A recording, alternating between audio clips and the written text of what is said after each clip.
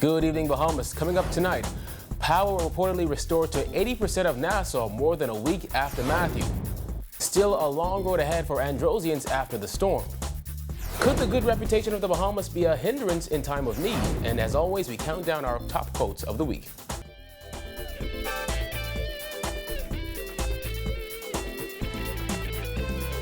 Welcome to our news. I'm Kyle Joaquin. Thanks for joining us. Topping news tonight, power has reportedly been restored to 80% of New Providence, according to Bahamas Power and Light Public Relations Manager Arnett Ingram.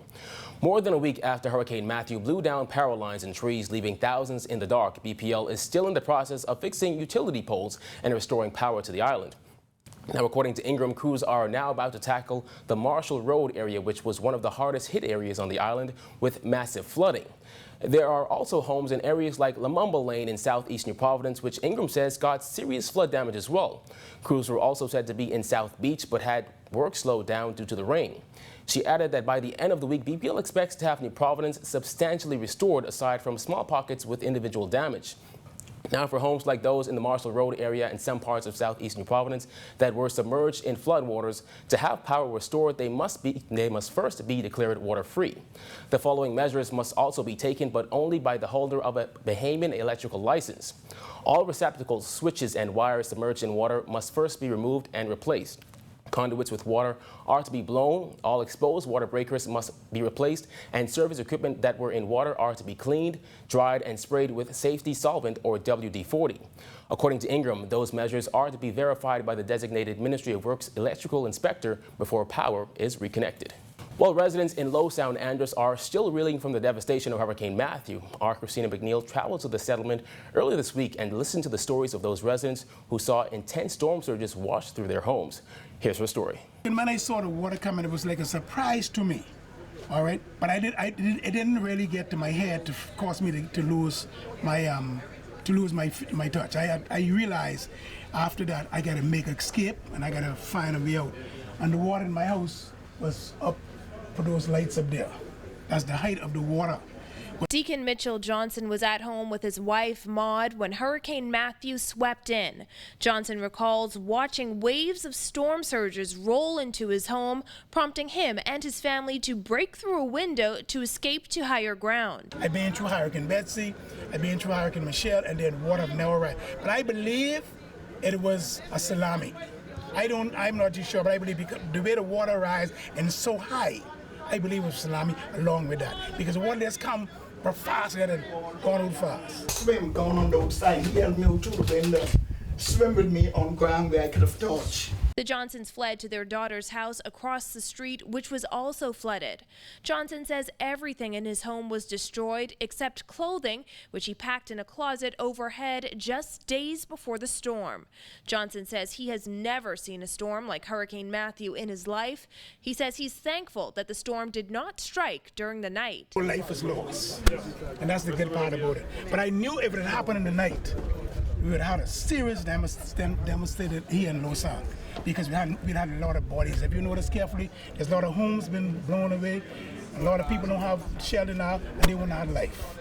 But we give God thanks. The sentiment was similar for other residents in the island's Fire Road subdivision who attempted to flee the rising waters through manholes built into their ceilings. But for some, it proved to be a physical challenge. I started to see you all on the news before the storm, and I know it was serious. Okay. I know I was looking for this a long time, but I didn't know it would do like this. Well, you've never seen this? No, not in my lifetime. Yeah. Not in my lifetime, sir. No. That he's trying to get his mother up in the hole. Only my little slim sister, she could have get her jail. And she pulling me, but I won't tell her I get off. I say I can sit right on the cooler. Although the devastation was evident from settlement to settlement, residents remain resilient and faithful that the island will be restored and rebuilt. Reporting for our news, I'm Christina McNeil. Thanks, Christina. Well, other family islands are stepping in to help Androsians bounce back after Hurricane Matthew. The Spanish Wells Care Center yesterday flew over some much-needed food supplies and passed them out to residents who appeared more than grateful. Stephen Ubel was the distributor for the care center. He said to see the gratitude shown by the people in Andros did his heart well. Well, I got a call from Spanish Wells, from the care center, Spanish Wells Care Center, and said that Andres was in need, which I knew, but they had a bunch of goods together, sent down the mailboat, and they needed somebody to distribute them, so I took it upon myself and a few friends to help me go distribute them, you know, pack them up, get them all separated, and we chartered a couple flights, and we did so. There you go, buddy. Yeah, that's for you and your family, okay? Okay, buddy. God bless you, eh? Low Sound and Nicholstown, we got very good treatment. We must not complain. Everything went well, and I'm happy. I'm just happy that they could have something warm to eat. Newbold and the team went around door to door passing out bags of food supplies in some of the communities he heard that weren't getting much of assistance. And driving around the island seeing homes torn apart and furniture piled up in front of homes, he realized it's a long road ahead for those residents, some of whom lost everything. God bless you. All right, so thank you much. It's bad. I would test that. If you was to put it on a test, I would scale that the same as Joaquin. It was bad. Spanish Wells got Andrew, and we got bad, but it was bad down there. I mean, you see houses, just a foundation, that's it. And even at a time like this with no power, no water, and very little to eat, Newbold said people were still in good spirits. He encourages more people to get involved and look out for their fellow Bahamians. How you doing, darling? God bless you, okay? All right. If this country don't pull together, it can't happen. In order for us to pull together, if we pull together and be as one, then it'll be a better place. Well, Foreign Affairs and Immigration Minister Fred Mitchell says the Bahamas, for the most part, has a pretty good reputation. Nice people, a good relaxing atmosphere, and somewhat wealthy. But it's the perception that the Bahamas is a rich nation that Mitchell says hinders the prospects of the country receiving disaster relief funds from international bodies. The Bahamas has the reputation and the image of being a wealthy place, and that storms of this magnitude do not affect us. The images around the world are overcome or overtaken or overshadowed by Haiti, which is the country that people see most when these things happen in our region. Hurricane Matthew has been blamed for hundreds of deaths in Haiti and a few in the United States. Both the chairman and secretary general for CARICOM were in town last week touring areas left ravaged by Matthew. Mitchell said they couldn't believe the extent of the damage in the capital and some of the family islands. And so one of the things we're trying to do is to tell that story. I mean, Diplomatic Week, for example, begins on Sunday, and there was a view that this should be postponed. I said, no, the diplomats are coming to the Bahamas. We need to tell that story.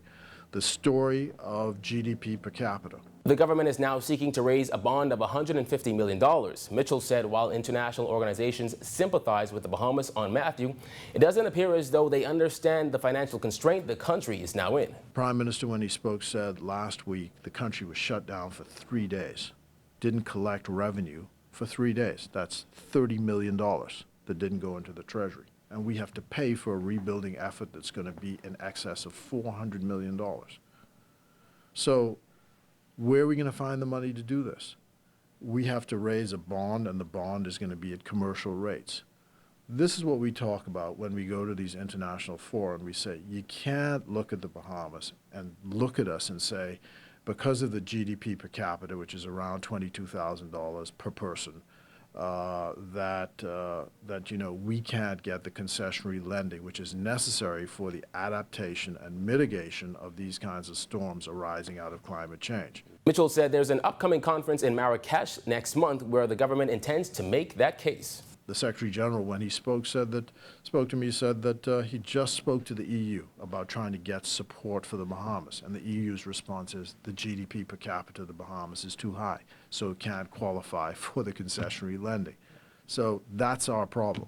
And as I said, we live in a hurricane zone, so this is going to happen every year. And the best you can do is mitigate and adapt. And that means the housing stock has got to be strong. I mean, you've got to say, God bless the building codes of the Bahamas, because what saved us is our building codes are strong and enforced, and so people do not live in structures that collapse. When our news returns, how the storm brought the Pinewood community together. Stay with us.